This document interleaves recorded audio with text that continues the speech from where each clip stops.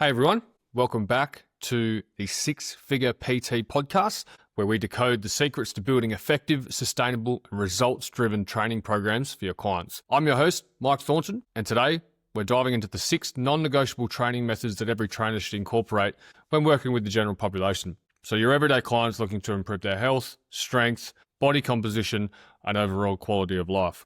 Whether you're a seasoned trainer or just starting out, mastering and including these 6 methods and styles of training will ensure your programs are comprehensive, safe, and effective and get them results long term. So let's go right into it. So whenever you're in a commercial gym, the majority of the people that you're going to be working with in a commercial setting are going to be Gen Pop clients. They're going to be people that come in.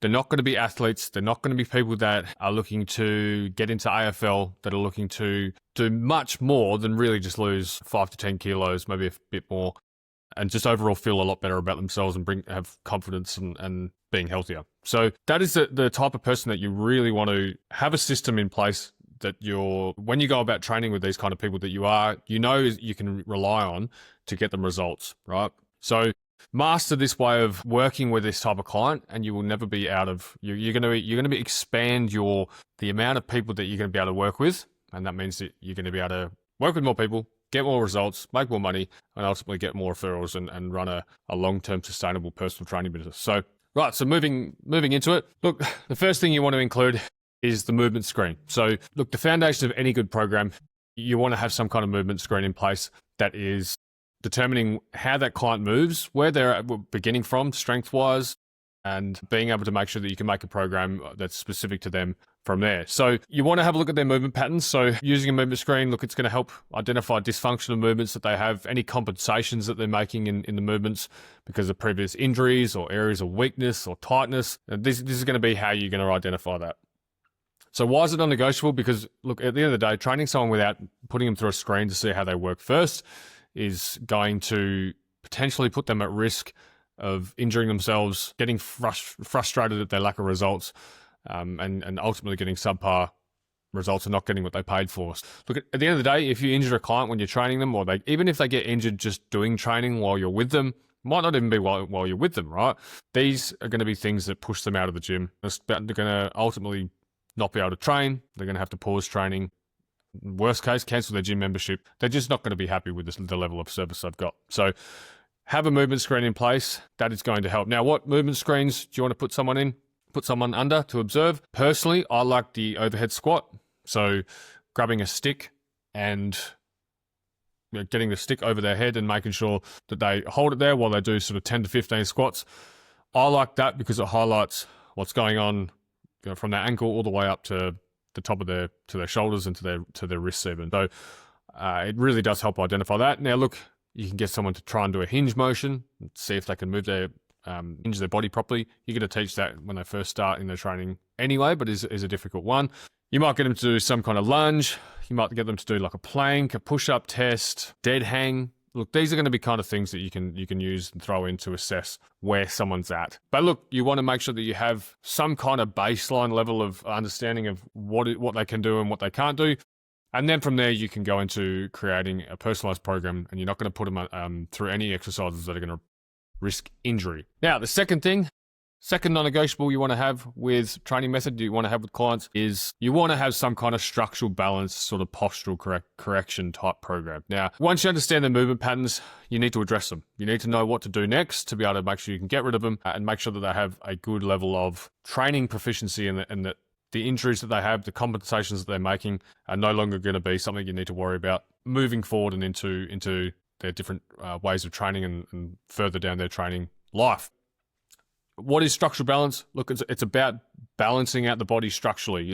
It's as simple as that. You want to make sure that you're using unilateral movements. You want to make sure that everything's functioning symmetrically. You don't have one arm that's bigger than the other, one leg bigger than the other, whatever. It's a combination of activation, mobility, and making sure that movement patterns are good. Really helps clients prevent injuries and sets them up for long-term success. At the end of the day, if they don't have a strong foundation in their body, then if you try and put them under a barbell or try and do more technical lifts and harder lifts, they are going to ultimately hurt themselves, and it's not going to end well for you. So yeah, activation in structural balance, focusing on strengthening underactive muscles. Think your glutes. Most people sit sit down in their office desk for most of the day, most days of the week. Their hip flexors are tight.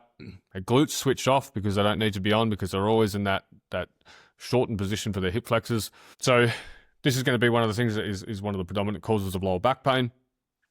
Most people that come in are going to have some level of tightness in their hip flexors. I haven't seen anyone that comes in that has come in that is new that has perfectly mobile hips, right? The other main one is your scapular stabilizers. So your mid back, again, you're sitting in this sort of hunched over position all day. That's going to cause your scap stabilizers like trap 3, rhomboids, upper back muscles. They're all going to switch off. They're all going to be underactive and they're not going to be doing their job properly, which is going to cause people to go into that forward postural sort of prawn looking posture, right? So that's not going to help. And the other main one is core. Most people have terribly weak cores. They don't know how to activate their core properly and ultimately neglect core training. So making sure that they can do things like planks, side planks, V-sits, all these kind of things that are going to help fire up that core so that when they do actually go into other big movements, that's not going to be their weakness. Their spine isn't going to be a weakness and you're not going to risk a serious injury. The other thing you might want to consider having in, if you're activating and firing up the muscles properly, then a lot of the time mobility issues can go away, but sometimes you do need to give that joint a little bit more and improve that range of motion with stretches and soft tissue work. Now you might get a band, you might do some hip distractions, some shoulder pulls with resistance bands on a wall or on a squat rack or something like that. Just things that you can do to open up that thoracic spine and upper body. You don't always need to do that though. Like I said, if you're activating the muscles properly, sometimes stretching can be counterproductive to what you're actually wanting to do in your workout. So just bear that in mind. Don't go nuts with mobility. Make sure that the client can actually activate their muscles properly. Now, you want to address in structural balance programs. The ultimate goal is to address postural correction. So the program is going to be predominantly focused on with exercises that are going to help improve whatever habitual poor postures that they have. So rounded shoulders. So obviously, if someone's got rounded shoulders, you want to make sure you've got dead hangs in there. You want to make sure that you're doing a lot of trap 3 activation. You want to make sure you're doing a lot of rows, probably more rows at a potentially 2-to-1 ratio than you're doing any kind of chest or shoulder work. So forward head as well, that's a big one. People sitting at a desk, heads poking forward, making sure you're stretching out or keeping their head nice and upright when you're doing exercises to help keep that head in a good position. So look, that's going to be mainly what you focus on. You're going to pick exercises that are going to, one, make them stronger, address things like symmetry and being able to work on one side or with one leg, with one arm independently of the other. But you're going to pick exercises that are going to try and correct any kind of tightness they might have too. So with the lower body, obviously your hips are super tight. You might not necessarily go into a squat straight away. You might be doing something like a split squat where they're forced to get into a position where they're stretching out the hip flexors quite extensively. So then, like as I mentioned just previously, the last thing you want to include in structural balance programs is unilateral work.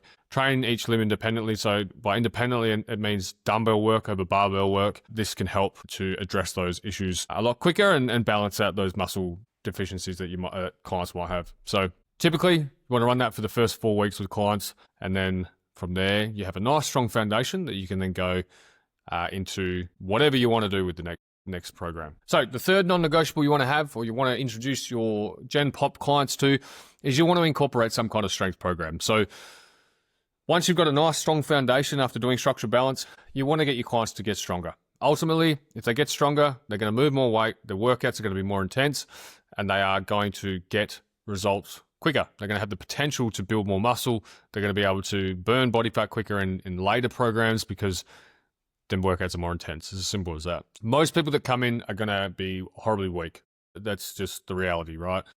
A lot of people can't even do push-ups. They can't do chin-ups. They can't move their own body properly.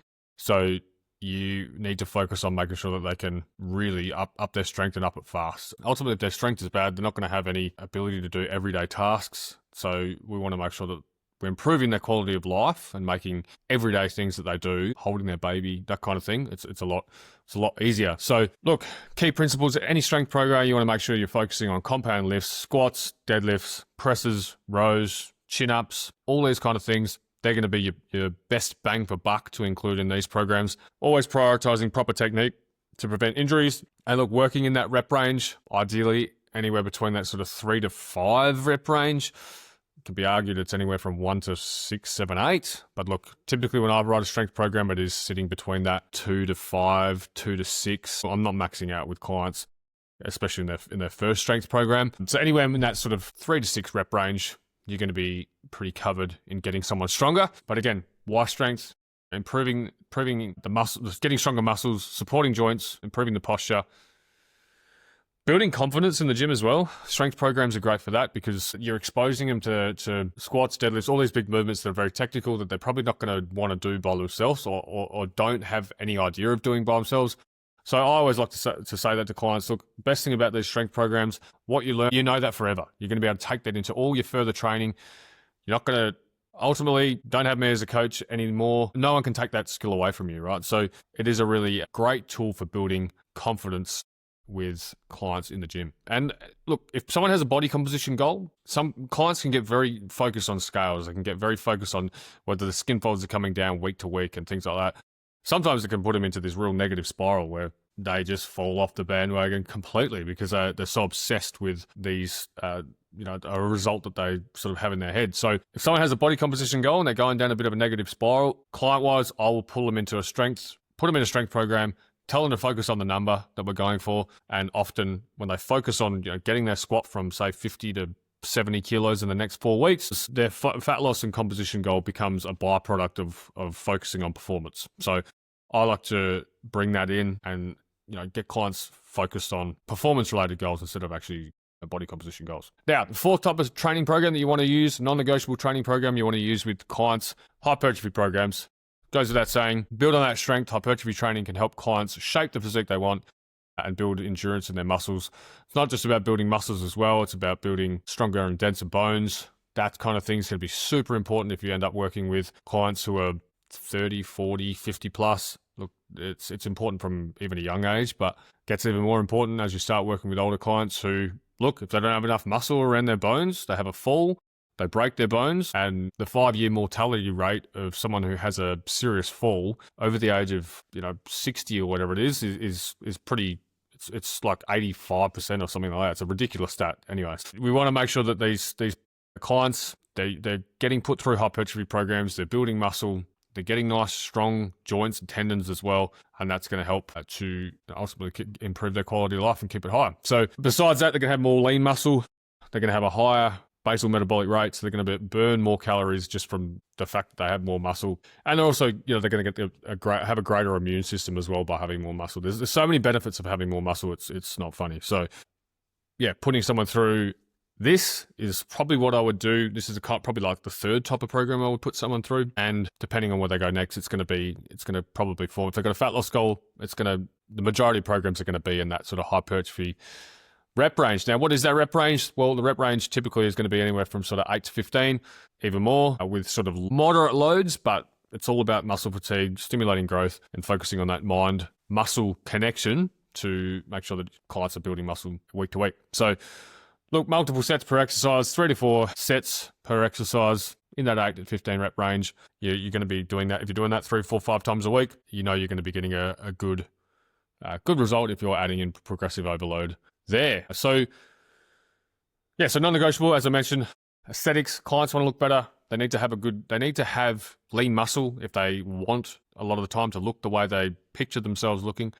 Females want to have nice glutes, they want to have nice legs. You need to have good muscle in your legs if you want to have that. So there has to be a focus on this rep range at some point. One of the things I like to do is, look, to prevent a plateau as well, I like to sort of alternate hypertrophy cycles with strength cycles just to keep clients motivated and prevent plateaus. Yeah, maximize the effect you get out of each program. Then you want to probably, once you've done sort of a certain rep range, you want to shift out of that rep range and either go higher or lower. So alternating hypertrophy with strength is usually a good plan. Now, the fifth non-negotiable program that you want to use with Gen Pop clients is going to be some kind of strength endurance / aerobic cardio type of program. Now, look, these programs are all about cardiovascular health, muscular stamina. Sometimes you can incorporate components of this with other styles like hypertrophy programs. But look, this is all about making sure that there is some level of strength endurance and aerobic conditioning that are going to be vital for overall health and everyday function. So things that improve heart health, increase the work capacity and help overall manage weight. So things like circuit training, interval training, but at higher intervals. So, 2 minutes on, 2 minutes off. Anything above the 2 minute mark is going to fall into this the aerobic sort of category. So, and even steady state cardio too, like walking, cycling, swimming. Yeah, look, this is not the funnest part that you can include. You can include this kind of training as like on their off day type thing, but you do want to have some kind of cardio, especially as they start to get older, so that clients can feel good. They're not puffing going upstairs, and they ultimately are increasing their heart health and muscular stamina. And again, they're going to have an overall quality of life, but they're probably going to live longer as well. Having some kind of strength endurance cardio program or cardio to their programming, once they've it doesn't have to be straight away, it doesn't have to be in that first 8 weeks, but it can, after 8 weeks, you probably want to start thinking about even if it's just once or twice a week, you're building in some kind of cardio that your client can do. And the last one, number 6, the last non-negotiable you want to have in your Gen Pop type training is you want to have some kind of conditioning or some kind of high intensity training that you're going to use. You might not use this straight away. In fact, you will not use this straight away. This is for probably more advanced clients. Once they hit that maybe once they've even done their first 12 weeks with you, you'll chuck something like this in. They want to have a good work capacity. They want to have good mental resilience before you start throwing in things like this. You don't want to have a client who's a whingy client who every time it gets hard, they stop, or every time they get hard, they start whinging and saying, oh, this sucks, blah, blah, blah. It all sucks. Like, you want to make sure your clients are at a level like that they can handle this kind of intensity. And if they can't, then it's not going to be the best program for them. So look, this high intensity training really, it just pushes clients out of their comfort zone. It improves their capacity for intense efforts, sprints, kettlebell swings, burpees, high intensity CrossFit type programs. These are going to be the type of thing that you would do here. Boosts metabolic rate, enhances fat loss, and ultimately builds that mental toughness. If I have a client who I think is really like battling and if I have a client who I think just needs to improve on how they're handling pain and how they're handling hard workouts, then I will throw something like this in to really take them to the next level. They're going to hate every second of it, but they're going to come out of it and they're actually all their other programs are going to be good. So it can be a really good mindset tool to put someone through this. And it doesn't need to be like every day that you do this, but maybe you build this in. Again, you build this into maybe the back end of 2 or 3 sessions a week, as long as they have some kind of training that is going to be pushing them into that really sort of uncomfortable zone for them. Then it's going to really take their training to the next level and build. The results are going to be a lot better, and they are ultimately going to build a lot more trust in you because they're going to come out a lot stronger physically and mentally. So yeah. So look, there you have it. The 6 non-negotiable training methods for your Gen Pop clients. So you get your movement screen, get your structured balance programs, get your strength programs, hypertrophy programs, strength endurance / cardio programs, and conditioning and high intensity training. Look, at the end of the day, every client is different, but these methods form the backbone of a balanced, effective training program. And if you incorporate them systematically, you'll see a lot better results, fewer injuries, and have a lot happier clients that stick around for a lot longer. So thanks for tuning in. If you've enjoyed this episode, please subscribe, give it a rating, and share it with your fellow PTs and leave a review. But until next time, train smart, stay consistent, and keep transforming lives.